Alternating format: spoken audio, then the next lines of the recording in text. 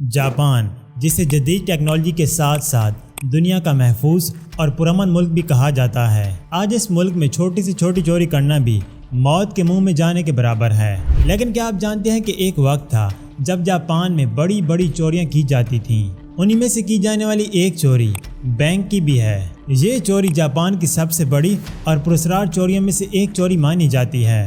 اس video میں ہم آپ کو بتائیں گے کہ جاپان کی تاریخ کی سب سے بڑی اور پراسرار چوری کب اور کیسے کی گئی تھی، چوری کرنے والا شخص کون تھا اور بھیس بدل کر چور کس روپ میں بینک میں انٹر ہوا، اس چوری میں کتنے لوگوں کی جان گئی اور چور کو کیا سزا دی گئی، یہ سب کچھ آپ جانیں گے آج کی اس ویڈیو میں۔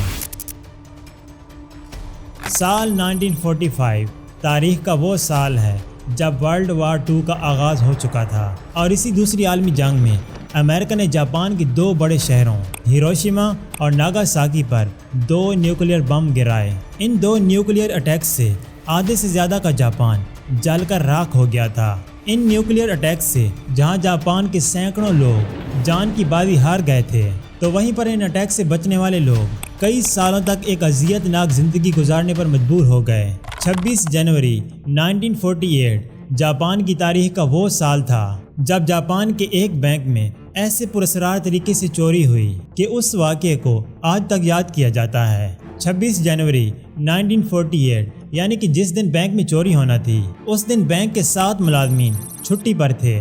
یاد رہے کہ اس روز بینک کا مینیجر بھی طبیعت خراب ہونے کی وجہ سے چھٹی پر تھا، لیکن اس دن تقریباً بینک میں 14 لوگ ڈیوٹی پر تھے۔ اب 26 جنوری صبح کے وقت بینک میں ایک شخص داخل ہوا جس نے ایک بڑا سا کوٹ اور بلیک ہیٹ پہنی ہوئی تھی۔ یہ شخص ریسپشنسٹ پر گیا اور سٹاف سے کہنے لگا کہ میں ہیلتھ منسٹری سے آیا ہوں اور بینک مینیجر سے ملنا چاہتا ہوں۔ اب سٹاف کی طرف سے کہا گیا کہ بینک مینیجر آج چھٹی پر ہیں، آپ بینک کے ڈپٹی مینیجر سے مل سکتے ہیں۔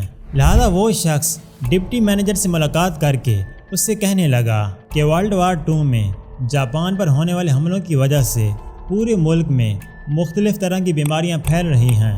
عام طور پر میں ایک ڈاکٹر ہوں اور مجھے ہیلتھ منسٹری کی جانب سے مختلف اداروں میں بھیجا جا رہا ہے تاکہ زیادہ سے زیادہ لوگوں کو ویکسین یعنی کہ دوا پلا کر اس بیماری سے محفوظ رکھا جا سکے۔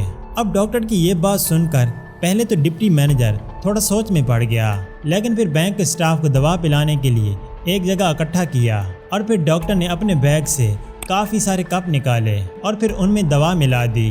یاد رہے کہ ڈاکٹر نے اپنے لیے بھی ایک کپ نکالا تھا اور وہ دوا اپنے کپ میں بھی ملائی تھی۔ دوائی پینے میں ڈاکٹر پہل کرتا ہے، پھر ایک ایک کر کے سبھی سٹاف ممبرز دوائی پی جاتے ہیں۔ اب دوائی پینے کے کچھ ہی لمحوں بعد سبھی سٹاف ممبرز اپنا گلا پکڑنے لگے کیونکہ ان کا دوائی سے دم گھٹنے لگا تھا، اور پھر اگلے چند لمحوں بعد ڈپٹی سمیت سبھی سٹاف ممبرز بے ہوش ہو گئے۔ اب ڈاکٹر نے سب سے پہلے اپنا سامان اکٹھا کیا اور بینک سے تقریباً 1,60,000 جاپانی ین کا چیک نکال کر وہاں سے فرار ہو گیا۔ اب یہ سب اتنی جلدی میں ہوا تھا کہ کسی کو کانوں کان خبر تک نہ ہوئی کہ بینک میں چوری ہوئی ہے۔ اب یہاں پر افسوس کی بات یہ ہے کہ جن 14 لوگوں نے دوائی پی تھی ان میں سے 10 لوگوں کی موقع پر ہی ڈیتھ ہو گئی تھی، کیونکہ جو دوائی انہوں نے پی تھی حقیقت میں وہ ایک زہر تھا۔ اب باقی کی 4 نے ہوش آنے پر جیسے تیسے کر کے خود کو سنبھالا اور پھر باہر جا کر مدد مانگنا شروع کی اور پھر انہیں فوراً ہسپتال لے جایا گیا۔ پھر اس کے بعد پولیس کو بلا لیا گیا اور پولیس نے انویسٹیگیشن شروع کر دی۔ بچنے والے 4 لوگوں سے جب پولیس نے بیان لیا تو ان کا یہی کہنا تھا کہ وہ شخص ایک لمبے کالے کوٹ اور ایک کالی ٹوپی پہنے ہوئے خود کو ہیلتھ منسٹری کا ڈاکٹر کہہ رہا تھا۔ اب بینک پہنچ کر پولیس کو جو 2 باتیں سب سے عجیب لگیں وہ یہ تھی کہ اگر چور چاہتا تو بینک سے مزید پیسے بھی لے جا سکتا تھا، لیکن وہ ایک حد تک کی رقم لے کر فرار ہوا۔ اور دوسری عجیب بات یہ تھی کہ دوائی تو سب کو پلائی گئی تھی، مگر چور سمیت باقی 4 لوگ اتنے خطرناک زہر سے آخر کیسے بچے؟ اب تحقیق کے بعد پولیس کو یہ بات بھی پتہ چل چکی تھی کہ چور نے جس بینک سے چیک کیش کروایا تھا وہ چوری کا نشانہ بننے والے بینک سے تقریباً 2 کلومیٹر دور تھا۔ اب جب پولیس دوسرے بینک تک پہنچی تو چور بدقسمتی سے وہاں سے بھی کیش نکلوا کر فرار ہو چکا تھا۔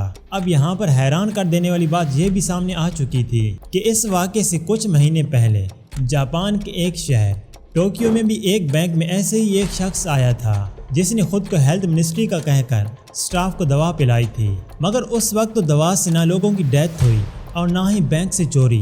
پولیس کو شک تھا کہ شاید اس وقت ٹوکیو کے بینک میں بھی لوگوں کو دوا پلانے والا شخص یہی تھا۔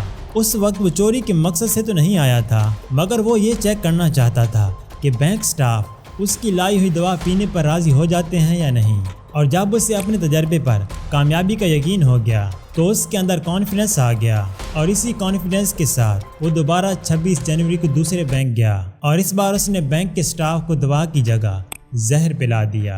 خیر جو بھی ہو، لیکن ایک بات تو سامنے تھی کہ چوری کرنے والا شخص سمارٹ اور انٹیلیجنٹ تھا۔ اب جیسے جیسے وقت گزرتا جا رہا تھا، نئی سے نئی بات سامنے آتی جا رہی تھی۔ اب پولیس کے سامنے ایک نئی بات آئی کہ وہ چور جتنی بار بھی بینک گیا الگ الگ وزٹنگ کارڈ لے کر گیا تھا، جو کہ حقیقت میں اس کے اپنے تھے ہی نہیں۔ 26 جنوری کو چور جس بینک میں چوری کرنے اپنے ساتھ وزٹنگ کارڈ لے گیا تھا وہ کسی ڈاکٹر متسوئی کے نام پر تھا۔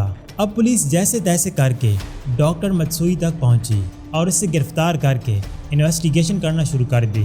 اب ڈاکٹر متسوئی اس واقعے سے کافی حیران اور پریشان بھی تھا، کیونکہ اس کا کہنا تھا کہ چوری والے دن وہ کسی بینک گیا ہی نہیں تھا، بلکہ وہ تو پورا دن ایک میٹنگ میں مصروف تھا، اور یہ بات اس نے کئی گواہوں کے ذریعے ثابت بھی کی۔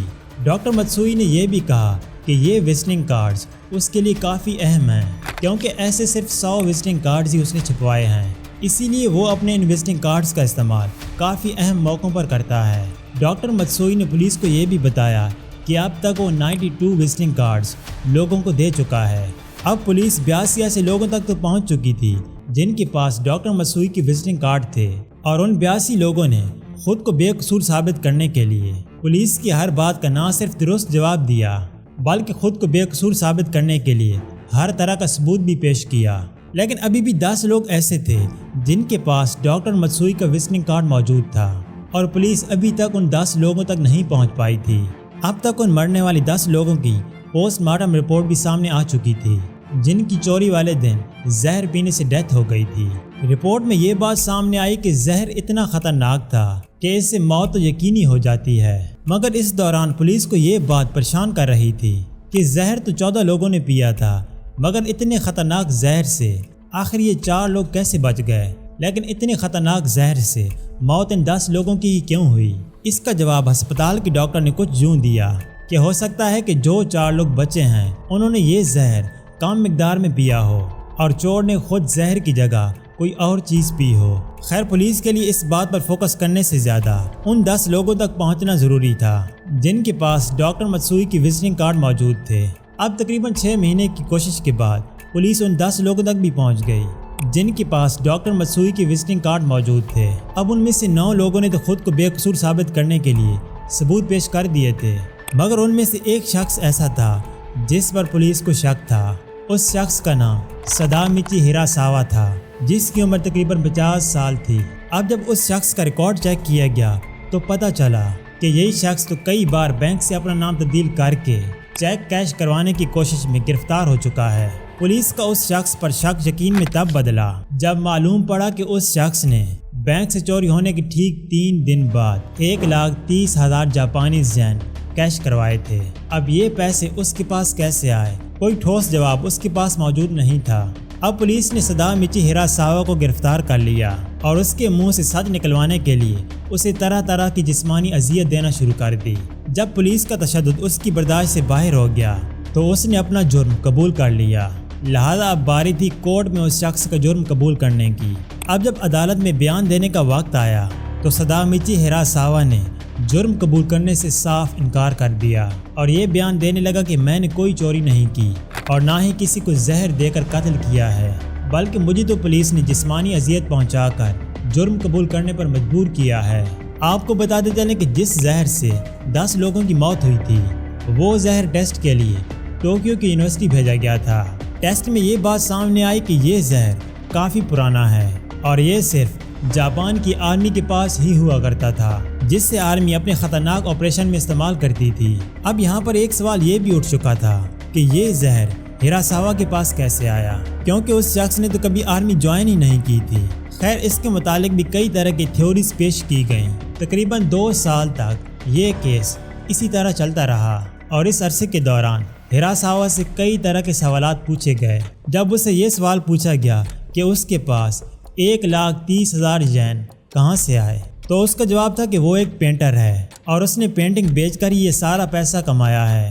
اس کے علاوہ ہیراساوا نے ایک بیان میں یہ بھی کہا کہ اس کی دماغی حالت درست نہیں ہے، لیکن اب کئی سارے بیانات لینے اور نتائج کے بعد آخر کار 24 جولائی سال 1950 کو کورٹ نے سدامچی ہیراساوا کو قصوروار ٹھہراتے ہوئے سزائے موت کا حکم سنا دیا۔ لیکن سزا سنانے کے بعد بھی حیرت انگیز طور پر اسے سزائے موت کبھی نہیں ہوئی، بلکہ 40 سال تک اسے جیل میں ہی رکھا گیا اور یوں 95 سال کی عمر میں سدامچی ہیراساوا جیل میں ہی وفات پا گیا اور پھر یہ کیس اس طرح سے بند کر دیا گیا۔